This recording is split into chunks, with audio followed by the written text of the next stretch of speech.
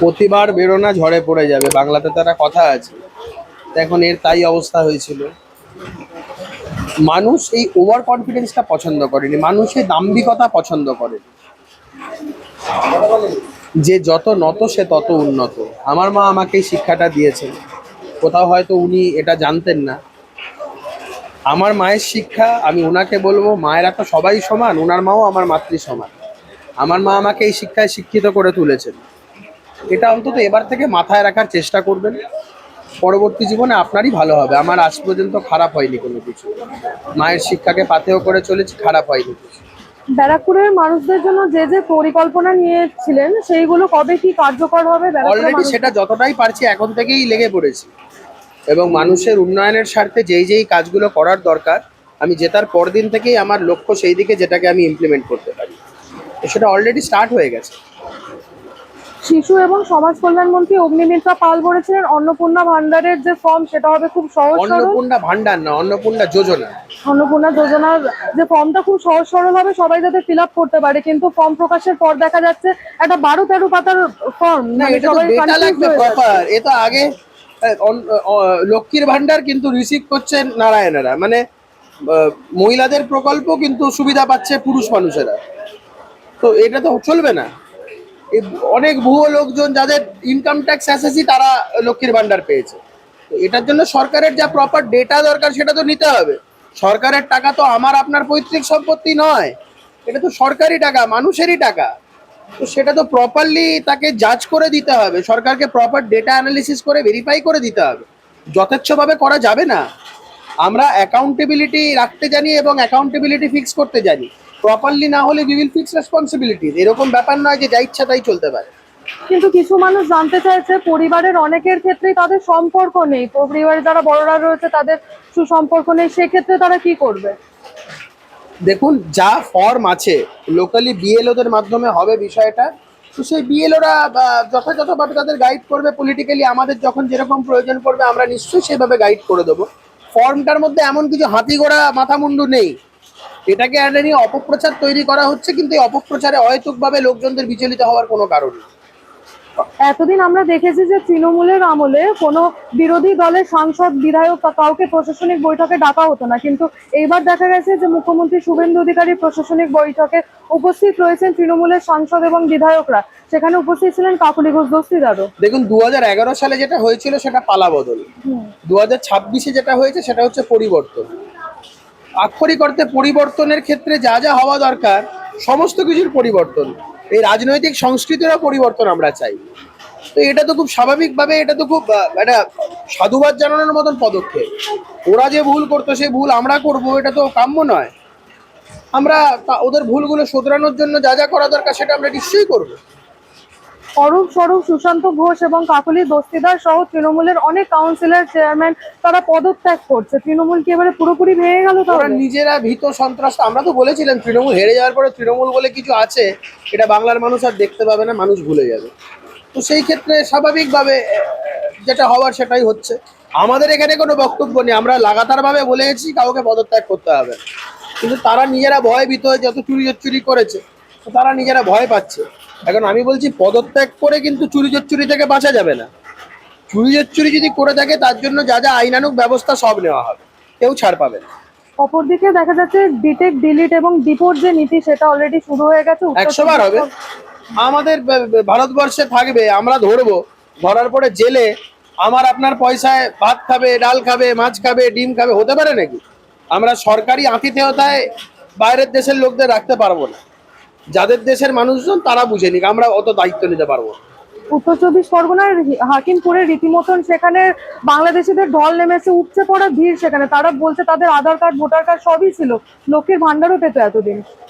এই তো, সরকারের যদি সদিচ্ছা থাকে, সরকারের যদি বলে না নিয়াত, যদি সরকারের ঠিক থাকে, তাহলে দেখবেন সবাই লাইনে চলে আসে। বাংলাদেশি যারা, তারা এই দেশে থাকবে কেন? তাদের দেশে চলে যান। তাদের মনের মতন সরকার সেখানে আছে, এখানে এখন তাদের মনের মতন সরকার নেইও। আর এখানে থেকে কোনো এক্সট্রা সুযোগ সুবিধা পাবে না যেটা এতদিন দুদল গাইরা পেয়ে এসছে। এখানে প্রত্যেক নাগরিক যে সুযোগ সুবিধা পায়, এ দেশের নাগরিকরা সেই একইভাবে সুযোগ সুবিধা পাবে, সে হিন্দু হোক বা মুসলমান।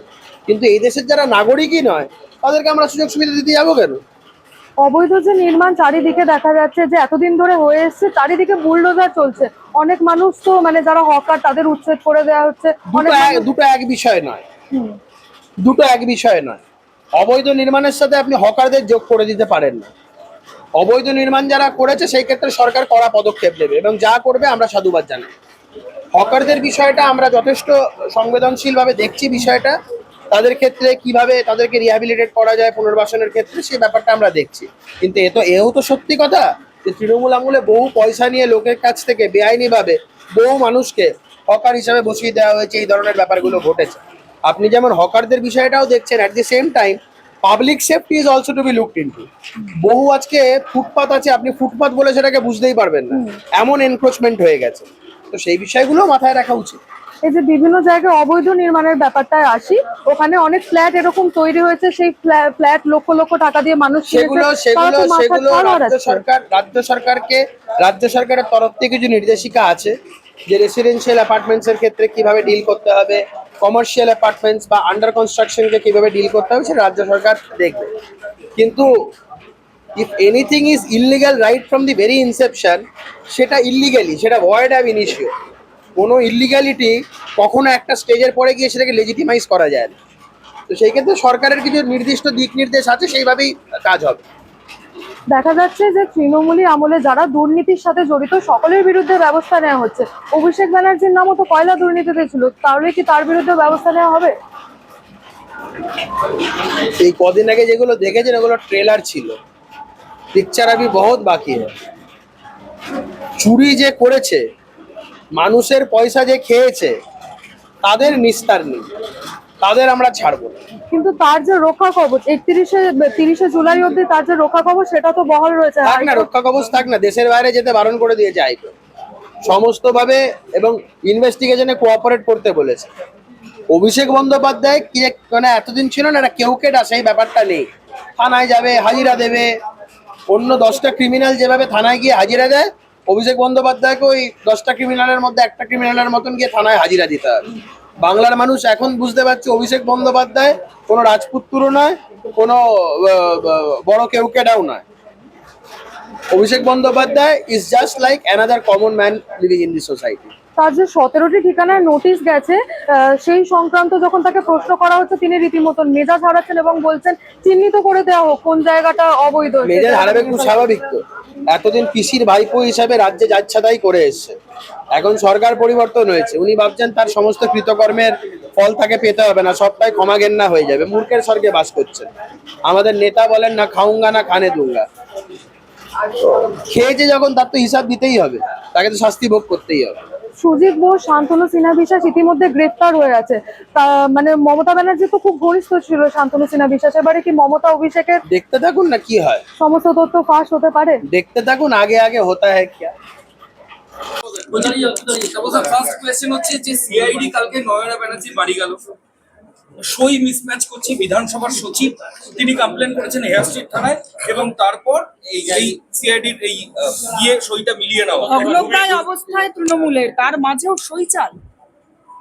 দুর্ভাগ্যজনক, পশ্চিমবাংলা বিধানসভায় তো আমি কখনো শুনিনি, সারা ভারতবর্ষেও কোনো বিধানসভায় এই ঘটনা ঘটেনি। মানে তৃণমূল একটা জোচ্চুরি করতে করতে করতে করতে বিধায়কদের, নিজেদের বিধায়কদের সইও জাল করছে, এবং এটা কিন্তু ভয়ঙ্কর, সাংঘাতিক।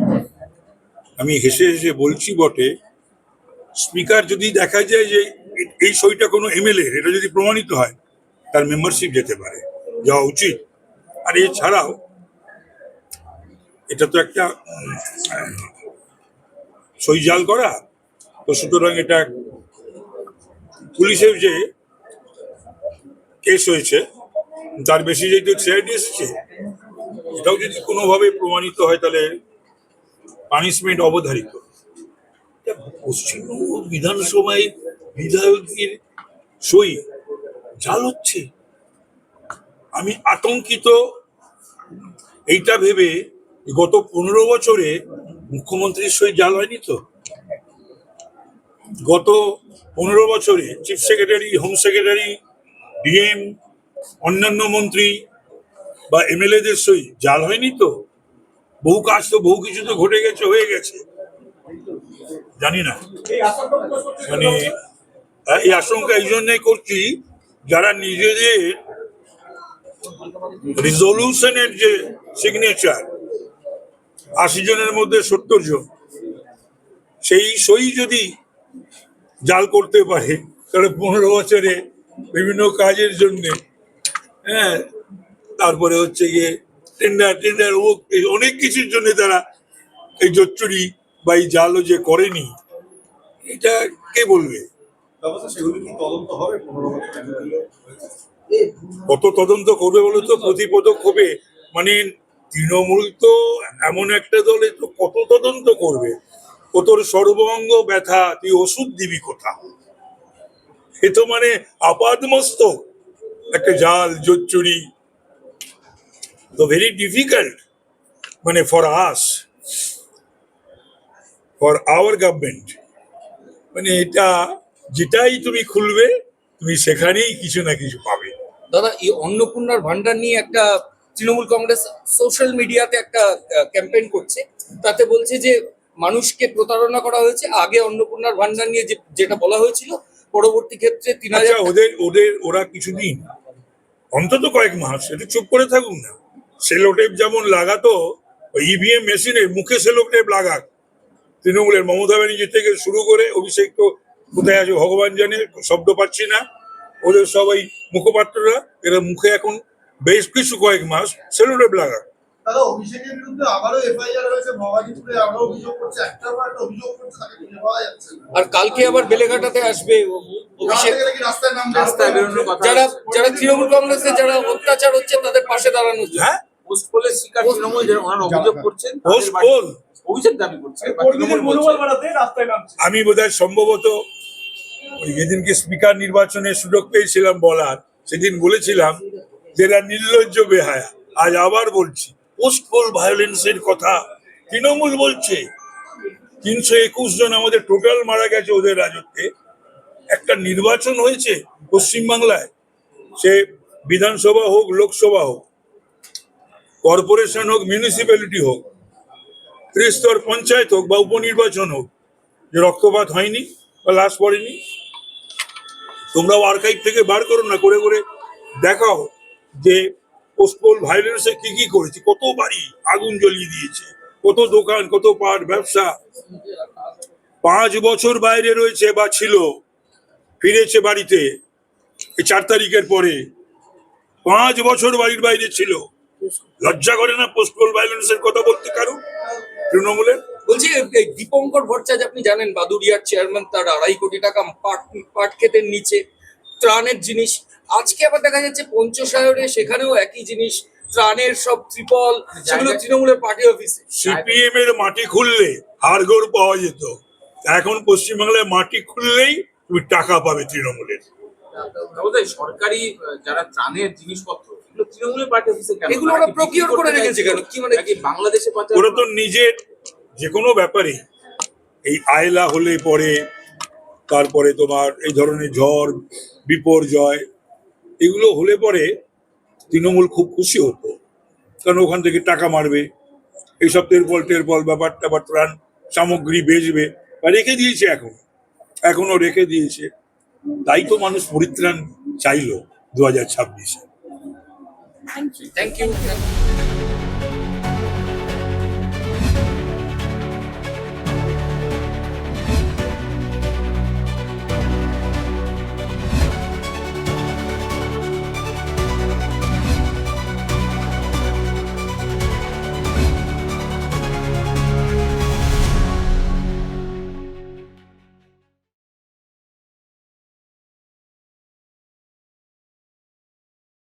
মানে তারা নিজেরা এত 15 বছর ধরে সবকিছু জাল জাল করতে করতে, জাল সার্টিফিকেট, তারপরে জাল ভোটার আইডি কার্ড, জাল আধার কার্ড তৈরি করতে করতে এখন নিজেরা সইটাও যে কখন জাল করছে এবং কখন যে পরিবর্তন হয়ে গেছে, তারপরেও যে আজকের এই সরকারের আমলে এইসব যে জাল কিছু চলবে না সেটা ওরা ভুলে গেছে। ওরা ভেবেছে আগের সরকারের মতো এই সরকারও চলবে। জাল সই করে তারা বিধানসভায় উপস্থিতি দেখাচ্ছে, এটা তো এখানে আর চলবে না। তার মানে ভেবে দেখুন, এতগুলো বছর ধরে বিধানসভায় কি চলতো, সবাই নিজের পৈতৃক সম্পত্তি ভেবে নিয়েছিল, যে যা খুশি করতো মুখ্যমন্ত্রীর তত্ত্বাবধানে এই সব জিনিস হতো এবং উনি কিচ্ছু বলতেন না। আজকে 1 মাসও হয়নি সরকার হয়েছে, আজকে তারপরে এদের এত মানে অভ্যেস দাঁড়িয়ে গেছে, আমি ভয়ের কথা বলবো না, অভ্যেসটা এত খারাপ হয়ে গেছে যে তারা অভ্যেসের বসে আবার আগের মতোই জাল সই করছে। আমার মনে হয় তদন্ত হওয়া উচিত এবং শাস্তি হওয়া উচিত। তৃণমূলের পার্টি অফিস থেকে ত্রাণ সামগ্রী উদ্ধার হচ্ছে, একাধিক ত্রাণ সামগ্রী সহ সরকারি জিনিস, সরকারি লেবেল দেওয়া জিনিসপত্র উদ্ধার হচ্ছে তৃণমূলের পার্টি অফিস থেকে। তো তাই তো বলে ফেলেছিল, তৃণমূলের পার্টি অফিসগুলো তো সরকারি প্রশাসনের অফিস হয়ে গেছে, আবার প্রশাসনের পুলিশের থানাগুলো তো মানে তৃণমূলের পার্টি অফিস হয়ে গেছিল। সরকারি জিনিসপত্র কি করে পার্টি অফিসে থাকতে পারে, এটা বড় কোশ্চেন মার্ক। তার মানে ভেবে দেখুন, সরকারটা তালে মিলে জ্বলে জঙ্গলে সেই বলে না যে কিভাবে সরকারটা চলছিল। মানুষ দেখুক যে মানুষ কতটা ভুল করেছিল, আজকে যদি আরো আগে এই সরকারকে নিয়ে আসতো এতদিন অনেক পরিশোধিত হয়ে যেত। একটা কোয়েশ্চেন, অন্নপূর্ণার ভান্ডার নিয়ে দিদি যে ফর্ম বেরিয়েছে সেটা নিয়ে তৃণমূল কংগ্রেস সোশ্যাল মিডিয়া একটা ক্যাম্পেইন করছে যে বিজেপি প্রথমে যে ফর্মটা রেখেছিল ভোটের আগে, তারপরে জেতার পর এই দুটোর মধ্যে বিস্তর ফারাক, এবং এই যে ডিসক্রিমিনেশন যেটা মহিলাদের মধ্যে করা হয়েছে, যেটা তৃণমূল সবাইকে দিত, সেটা নিয়ে ওরা প্রশ্ন তুলছে যে দেখুন এরা আগে কি প্রতিশ্রুতি দিয়েছিল আর এখন কি পরিস্থিতি এসেছে। তৃণমূল সবাইকে লক্ষ্মীর ভান্ডার দিত এবং সেটা মহিলাদের নাম করে মানে পুরুষরাও সেই লক্ষ্মীর ভান্ডার লুটে বুটে নিয়ে যেত। তাহলে ভেবে দেখুন যে তৃণমূলের আমলে কি চলেছে। আর মানুষ ভোট দিয়েছে, মানুষ বিজেপিকে ভোট দিয়েছে, লক্ষ্মীর ভান্ডারের লক্ষ্মীরা এখন বিজেপিকে ভোট দিয়েছে। এখন কিচ্ছু করার নেই, এখন যতই তারা চেঁচামেচি করুক যে বিভিন্নভাবে এটাকে মানে ভাগ করা হচ্ছে, বিভিন্নভাবে এলিমিনেট করা হচ্ছে বিভিন্নভাবে, সেগুলো কিন্তু না। কারণ আমরা চাই যে স্বচ্ছতার মাধ্যমে প্রত্যেকটা ভাতা বলুন, এই সম্মান স্বচ্ছতার মাধ্যমে যাক। এবং অন্নপূর্ণা ভান্ডারে এমনই একটা করা হয়েছে যে সেখানে প্রত্যেকটা জিনিস স্বচ্ছ থাকবে, তৃণমূলের মতন জল ঢালা সবকিছু থাকবে না, কোনো জাল কিছু থাকবে না। সেই জন্যই করা হয়েছে। মানুষের হয়তো মনে হচ্ছে, কিন্তু মানুষ কালকে বুঝতে পারবে। আজকে হয়তো তৃণমূল এটা নিয়ে এত গর্জন করছে, কোনো গর্জনে কিছু হবে না, তৃণমূল দলটার কেউ নেই, কিন্তু মানুষ পরে বুঝতে পারবে যে এই স্বচ্ছতার মাধ্যমে করলে কত মানে ইল্লিগাল জিনিসপত্র, কত উল্টোপাল্টা জিনিসপত্রগুলো আস্তে আস্তে পরিশোধিত হবে। বিজেপি ক্ষমতায় আসার পর তৃণমূলের একাধিক নেতার ভুল বদলের ছবি সামনে আসছে, কিন্তু বিজেপিতে যোগদানের তো একটা হিড়িক বা আপনিও বলেছেন ফ্রেন্ড রিকোয়েস্ট আসছে শয়ে শয়ে। সেক্ষেত্রে দিলীপ ঘোষ আজ বলছেন ঘোলা জল একটু ঠেকিয়ে গিয়ে তারপর ছেঁকে নেওয়া কোথাও গিয়ে উচিত। আপনারও কি একই রকম মনে হয়? আমরা তো বারবার বলছি, যারা খুব তাড়াতাড়ি রং বদলাতে চাইছে, যাদের তর্স হইছে না, বিরোধী রাজনীতি যারা করতে আর পারছে না। আমরা এতদিন ধরে বিরোধী রাজনীতি করে এসেছি, এরা 15 দিনও বিরোধিতায় থাকার মতন যোগ্যতা নেই, এরা নাকি পুরো বাংলাটাকে চালাবে।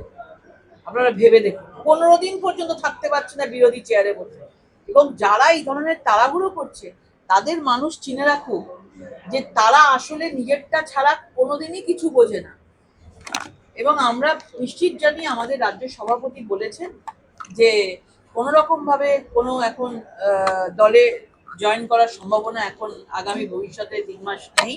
এবং আমরাও জানি যে সবাইকে ধীরে ধীরে সুস্থে করুন, এত তাড়াহুড়োর নেই। যে কোনো ক্ষেত্রে, শিল্পীদের ক্ষেত্রে, রাজনৈতিক ব্যক্তিদের ক্ষেত্রে এত কিসের তাড়া? আমরা তৃণমূল নই, আমরা সবাইকে দেখে মানুষ যাকে চাইছে, মানুষ যার মানে এই ধরনের তাড়াহুড়ো করে গিরগিটির মতো রং বদলানোর প্রবণতা নেই। আমরা নিশ্চয়ই তাদেরকে দেখবো, কিন্তু সবাই বলবে একটু ধীরে সুস্থে করুন। নিশ্চয়ই আসবেন, কিন্তু ধীরে সুস্থে করুন, নাহলে মানুষ আপনাদের দেখছে। এবং আপনি আপনার নিজের মানে আত্মসম্মানকে বিক্রি করে যেভাবে আপনারা দৌড়ে দৌড়ে আসছেন, সেটা পরিষ্কার বোঝা যাচ্ছে যে আপনারা নিজেকে ছাড়া কাউকে চেনেন না। 15 বছর পর রাজ্যে শিল্পে বিনিয়োগ করছে রাজ্যে। দেখবেন আরো, এটি সবই শুরু হলো, আরো দরজা খুলবে। কেউ কোনোদিন বিনিয়োগ করেনি, সবাই বলতো বিজেপি সরকার এলে আমরা বিনিয়োগ করবো, তাকে ভরসা করতো। তারা এতদিন ধরে ভয় পেত, ভয় আউট হয়ে গেছে, ভরসা ইন হয়েছে। দেখবেন আরো বেশি ইন্ডাস্ট্রি আসবে। আমার একটা সিঙ্গেল আছে।